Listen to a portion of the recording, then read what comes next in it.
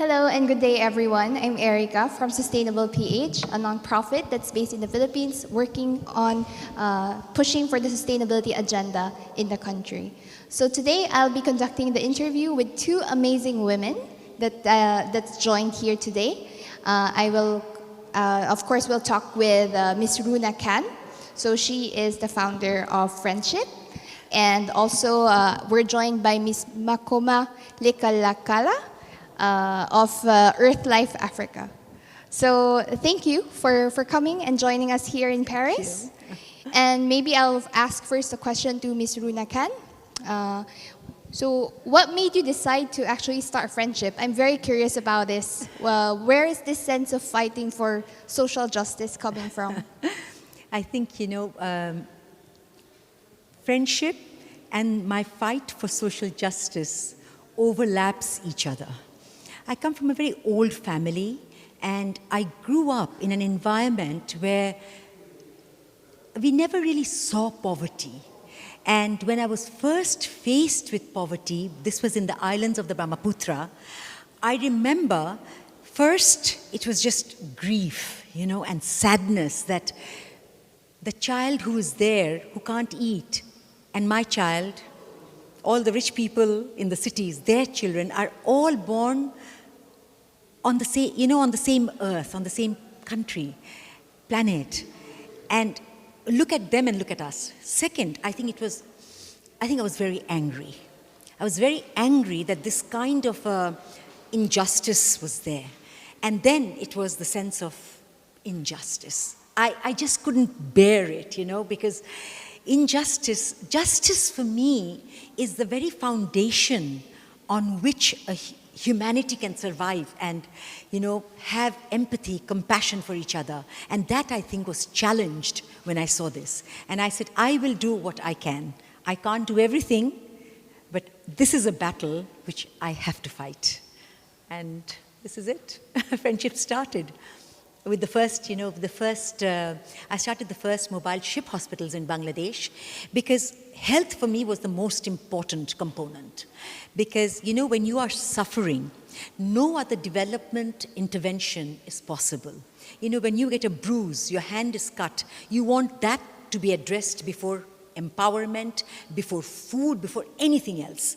And so often I have seen that suffering daily of men, women, children, which could easily be eased. So for me, health was really the most important component to start addressing communities with.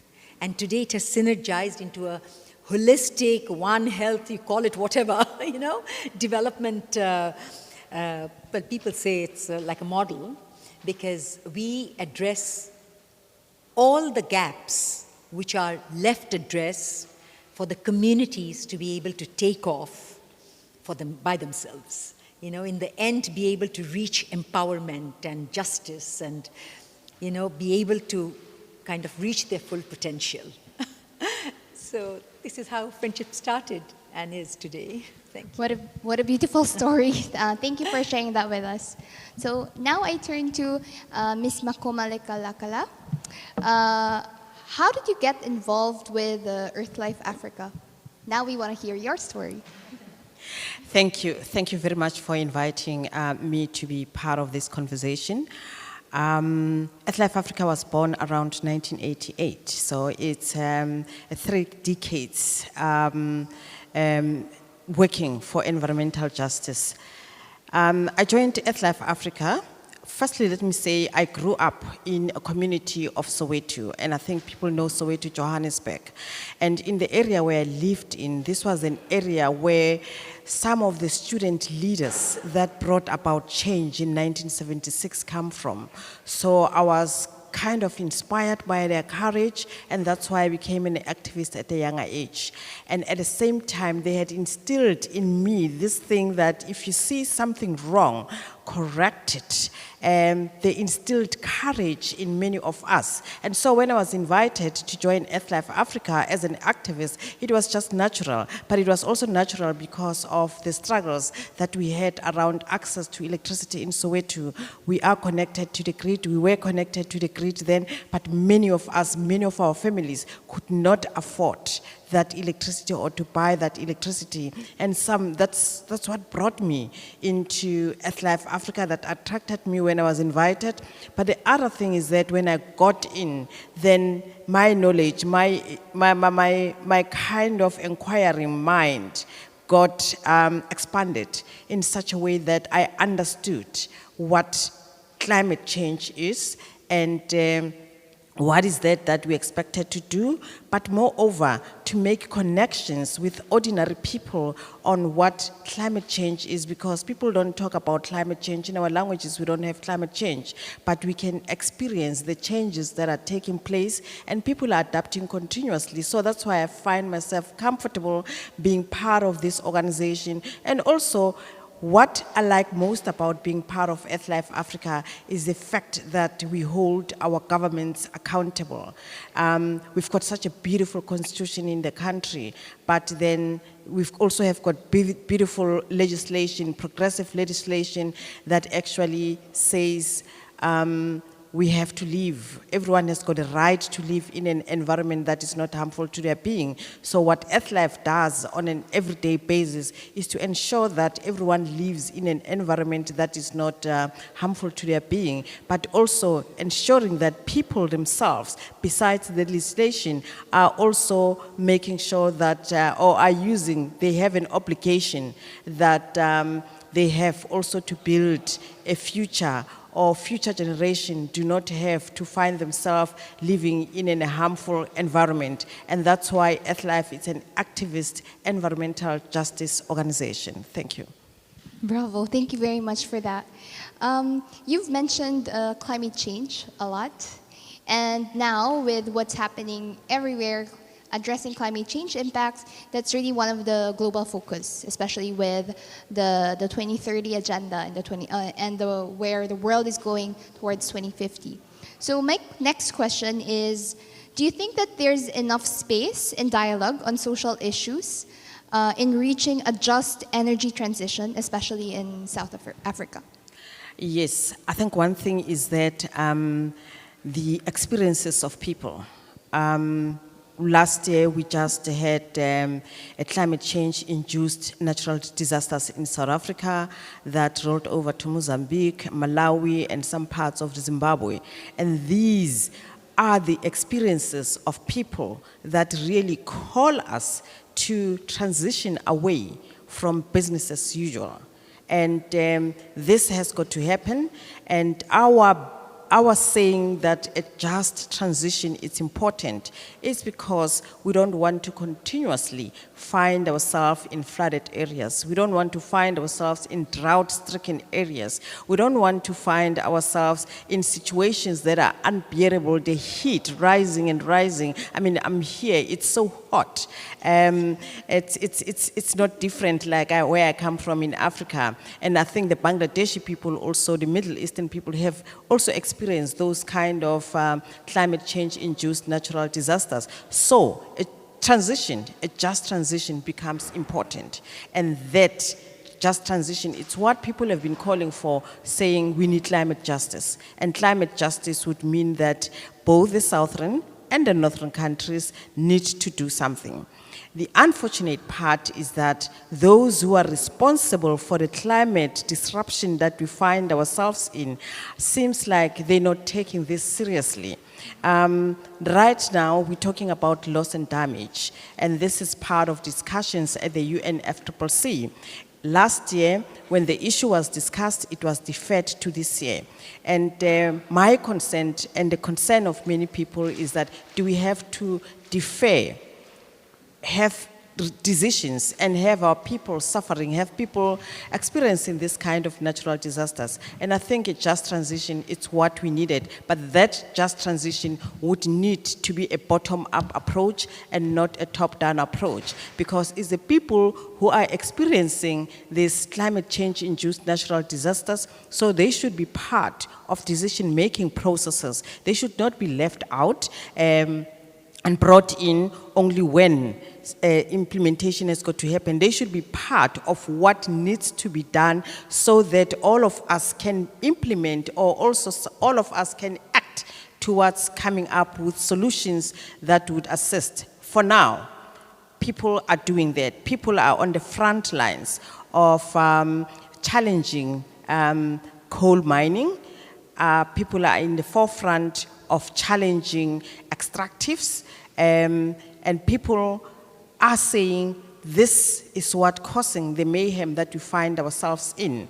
In other cultures, in other traditions, you cannot dig up, people's sacred sites. In other cultures, you cannot really dig up people's graves. And we see that happening continuously with mostly fossil fuel companies undermining the rights of the people. So people's cultures, traditions, and their spiritual being needs to be protected. And that's how we can bring about a solution, a just transition to a low carbon economic development. If we don't listen to the wailing of kids, if we don't listen to the wailing of women, and that needs to push us to a just transition, which would mean everyone needs to be part of the decision-making processes and not just be told. Because our leaders have been talking for too long, and they have been talking for too long. We need to hold them accountable, and that's why we're using the courts now to be able to make sure that they listen and they act as per their obligation. Thank you. Thank you very much for that, Makoma. I totally resonate with you because coming from the Philippines, we also talk a lot about loss and damages, and yes, this is something that everyone needs to do, the just transition. How about Ms. Khan? Do you have anything to add to that or comment? For me, it is that. I mean, just transition means we need to understand that we can't hurry things. Okay, it needs to have all the stakeholders within a deep understanding. Because if that doesn't happen, then there are reactions or things are provoked. And yes, we need to do it, but we need to also not only be there with activism, because that kind of scares people a lot, also I feel.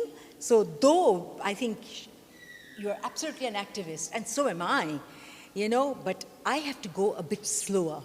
Because I have 6,000-7,000 people in my organization, which I started 20 years ago. We are serving directly 7.5 million people, not impact, just direct service access. I need to understand that whatever I do for activism does not harm the organization and the work that we are doing. It's very important.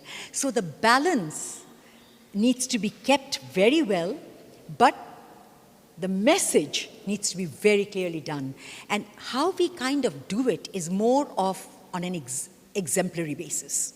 For example, as we work very much with the field, be it we stopped giving solar panels because the batteries were being thrown into the rivers. So I stopped that. And we started making solar villages, where we would monitor the batteries. And whole islands are now with solar energy. And because we do an AC-DC transfers. We have markets which have come up. So much so now the government is interested to move into this instead of giving just solar panels. So you see, it's a whole ecosystem which needs to be addressed. And then you push it to the government, and certainly you have to push it to international decision makers. So our voices, be it at the COP, which is, there's always a question, should you go, should you not go? Is it in the right,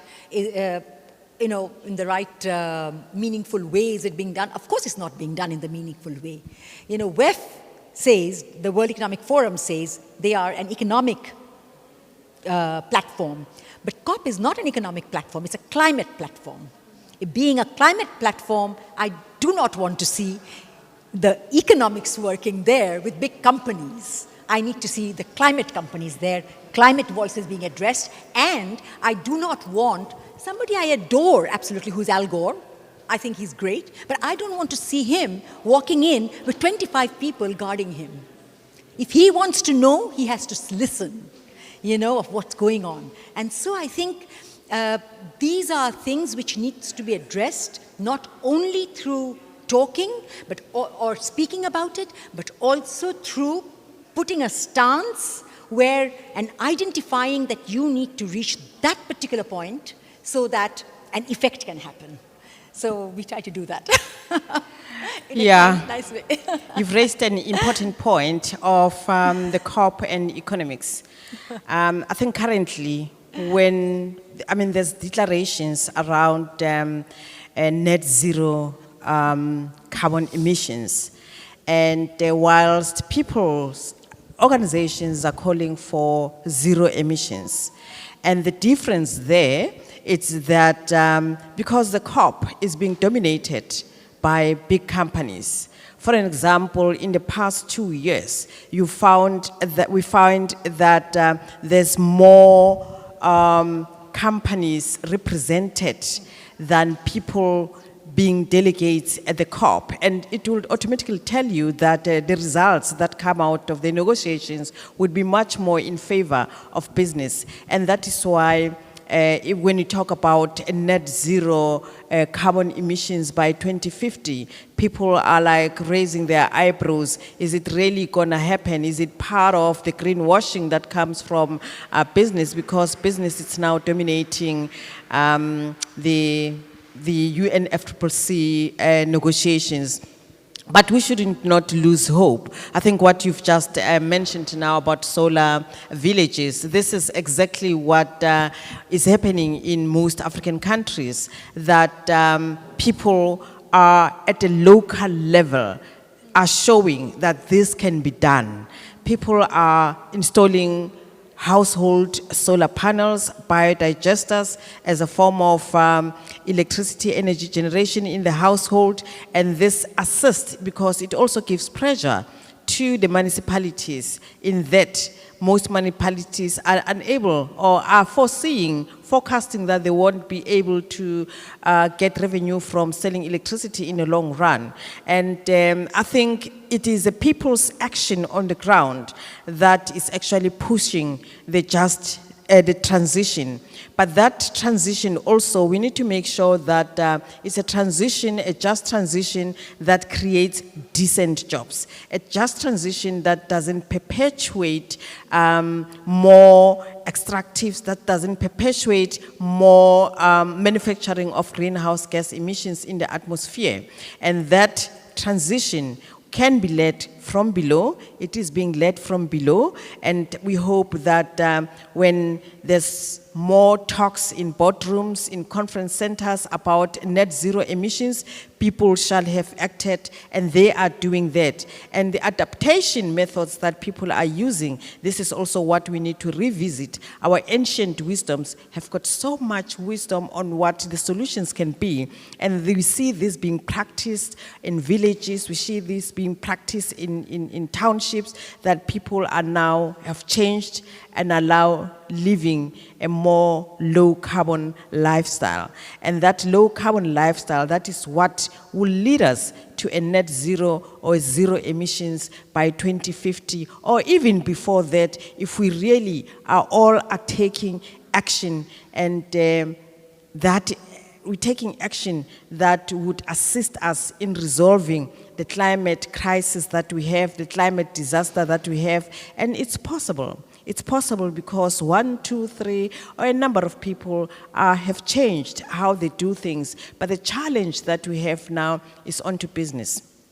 Is a business alive to the environmental and social safeguards? This is something that needs to be done, because if business is not really alive to that and they are not practicing that, they just sign off, then it's a problem. And it's up to us as individuals, it's up to us as people's organizations to stand up and raise the issues to say, if we really have committed yourself towards lowering emissions, if you really want to do business in this planet, you have to do business differently, not business as usual, because you cannot have jobs in a dead planet, you cannot live in a dead planet, and people are tired of wailing because of the climate change-induced natural disasters.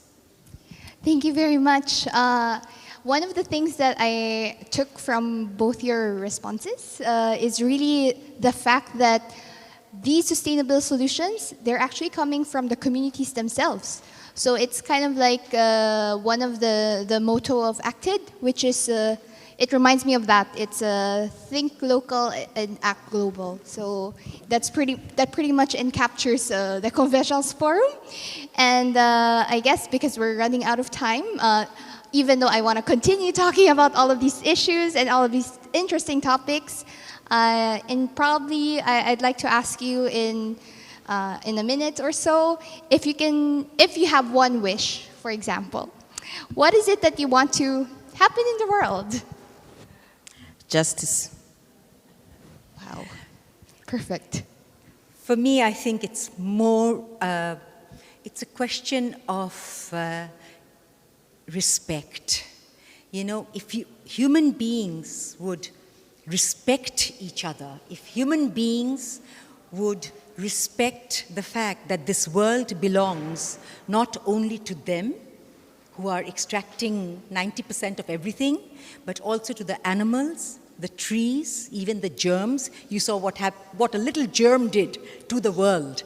You know, if there was respect, and then there was solidarity between the players acting together, I think the natural impact would be humanity to survive and the planet to survive. The planet will survive. Will humanity survive if we do not respect each other and we do not let each of us who are part of this planet have their own space? So. Thank you for very much. I think what we want or what we're hoping to have is justice and respect. So, thank you very much, everyone, and I hope you enjoyed this session.